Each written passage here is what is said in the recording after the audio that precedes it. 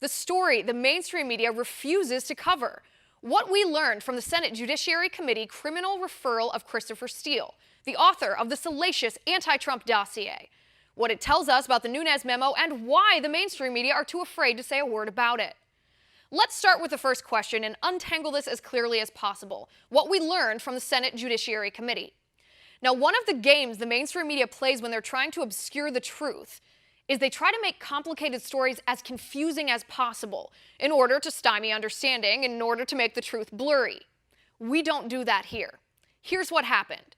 Senators Grassley and Graham, both of whom sit on the Senate Judiciary Committee, sent to the Department of Justice a criminal referral of Christopher Steele.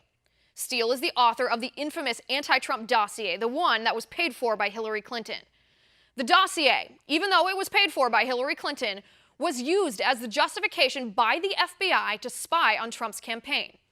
The FBI did not tell the truth to the FISA judge about this dossier. Now, FISA is the Foreign Intelligence Surveillance Act.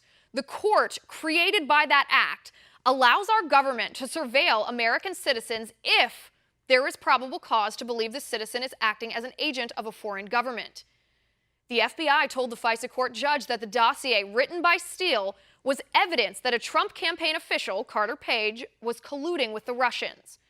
The FBI did not tell the FISA court judge that the dossier was not verified, that it was written by a political operative who hated Donald Trump. Nor did the FBI tell the FISA judge that the dossier was paid for by Trump's political opponent, Hillary Clinton. All of this was revealed to us in the memo from the House Intelligence Committee, written by Chairman Devin Nunes. And that brings us back to what we learned in the Senate Judiciary Committee criminal referral. That referral confirmed everything in the Nunes memo was true. The abuse of power by the FBI, the poisonous political nature of the dossier itself, the shady, irresponsible, possibly criminal behavior of Christopher Steele, the author, and most importantly, the criminal referral confirmed that the FBI relied only on the so-called credibility of Steele himself in regards to the veracity of the dossier, even though the FBI knew Steele was not an honest person. Joining me now from the Center for Security Policy, he's also a former staffer on the House Intelligence Committee, Fred Fleitz. Fred, good to see you. Hey, Liz, good to be here. All right, Fred, this is quite the bombshell. The fact that the FBI relied on Steele's credibility, they didn't even pretend to verify the claims that were made, the allegations in this dossier. They simply said, we trust Christopher Steele because he's done work for us in the past. Therefore, we blindly believe that this is true. And because we believe that, we feel this way, we should be allowed to spy on an American citizen. What is wrong with this picture? Let me first say, I think you gave an excellent summation of what really is a complicated subject. I know the news media makes it more complicated, but we need to explain to the American people how serious this is. The judge in the FISA case was lied to. He wasn't told that this dossier was unverified. He wasn't told the bias of the person who wrote it. Now, what's interesting about the Senate referral is that it makes clear that the dossier formed a substantial part of the request to get a warrant to spy on to spy on the Trump campaign aide.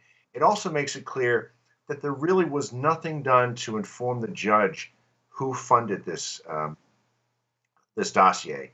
It says that there was a political motivation. It doesn't say that the Clinton campaign and the DNC financed it. It just says there was some political motivation. That could mean a liberal think tank or the Washington Post funded it. The fact that a political campaign funded this memo to hurt another political campaign, the judge really needed to know that. Right.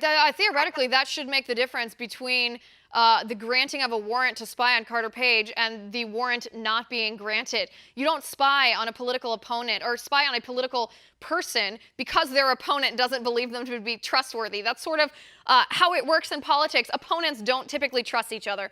So this omission, though, and I want to delve deeper into this because you know how this works. You worked for the CIA. You worked for the House Intelligence Committee. You're familiar with how FISA courts work, how these applications and the warrants are given out. This criminal referral from the Senate Judiciary Committee shows, again, evidence that Christopher Steele misled the FBI. So what this means to us is, theoretically, okay, we don't care, Christopher Steele, whether he's honest or not. But the FBI knew that he was dishonest, and even though they knew, they did not tell the FISA court judge. That's not just an omission of information. That's willfully withholding information that could have made a yes a no. That's right. They went for renewals of the FISA warrant after they got the first FISA warrant, and they had let Steele go for lying and apparently didn't tell the judge that their main evidence was based on someone who produced an unverified dossier who lied to the FBI. This is very serious. But let me add one other thing. When the FISA Act was passed in the 1970s, there was really an assumption that spying on an American citizen with our powerful intelligence agencies can only be done in extraordinary circumstances. And there has to be a rock solid reason in the warrant request to do this. But as I said before, a warrant request to spy on a member of a political campaign would need an exceedingly strong justification. Clearly, that wasn't here. No, not an unverified dossier, even if it comes from someone who they did trust. That's giving them the benefit of the doubt, which they don't deserve because they didn't trust him. They just wanted to use this. But even if it was a trusted source, they must verify it, or else it's unfair to the American citizens. Fred, let me ask you a legal question here. To make false statements to the government, as Christopher Steele did, he willfully misled the FBI. He reportedly told them that he had not had improper contacts with the media when he had. That's a violation of actual law, is it not? I think there's a lot of legal liability here. I think Steele certainly has violated the law. He's lied to Congress. But I want to find out what's going to happen to these Obama officials who made statements to this FISA judge, actually multiple FISA judges, that they know were false. I think something has to be done. If the House Intelligence Committee and the House Judiciary Committee have not gone to these judges and asked them to consider taking action, they really need to do that as soon as possible. Well, we certainly need to do that, or else it would simply happen again. That's the reason that we root out corruption in our system.